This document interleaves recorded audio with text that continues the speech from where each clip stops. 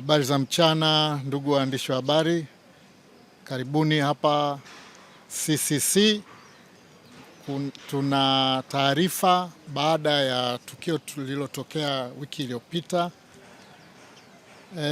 Nafikiri mnafahamu kwamba siku ya Alhamisi tarehe 19 mwezi huu wa Machi 2026 kanisa la TAG lilianza ukarabati wa jengo letu la nyuma hapa, nadhani mnaliona hapa nyuma yangu, ambalo hili jengo tumenunua mwaka 2007 kwa ajili ya matumizi ya kanisa. Tulinunua kutoka NDC. Hii ni nyumba ipo mtaa wa Mbwera, plot 951. Sasa ni miaka 19 tokea tulinunue na hatujaweza kulitumia.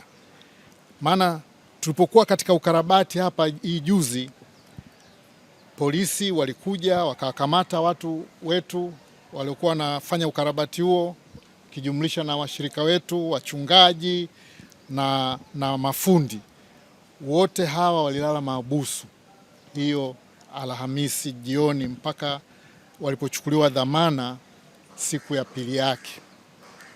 Lakini pia siku hiyo ya Alhamisi bodi ya kanisa iliitwa polisi na kuchukuliwa maelezo.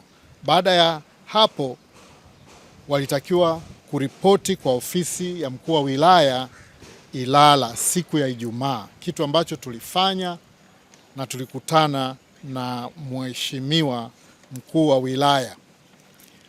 Tarehe 20 mwezi huu wa 3 bodi ya kanisa tulienda kwa mkuu wa wilaya ya Ilala kufanya na kufanikiwa kukutana naye pamoja na upande wa wavamizi.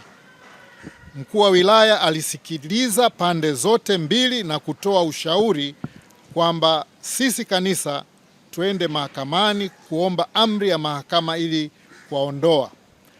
Lakini pia wavamizi nao walishauriwa na mkuu wa wilaya waende mahakamani kutafuta uhalali wa kukaa kwenye nyumba ya kanisa kinyume na sheria, lakini wapate kisheria. Sasa kama wanaweza wapate kisheria uhalali wa kukaa hapa, vinginevyo wanatakiwa wasiwepo hapa. Cha kushangaza, leo Jumapili tukiwa katika ibada hapa, tumetoka kwenye ibada, tumeshtukia watu wanajenga kwenye eneo letu.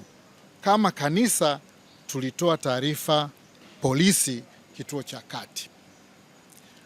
Tunaomba mamlaka za serikali watusaidie tuweze kumiliki jengo letu kihalali. Tunaomba jamii ijue kwamba jengo hili tulilinunua kwa sadaka za watu na tumesubiri miaka 19 na wavamizi wameendelea kukaa bure kwa miaka hii yote 19 na wakiwa bure bila kupangisha. Walifungua kesi ya kuhalalishiwa kukaa, lakini wameitelekeza na faili la kesi hiyo halionekani.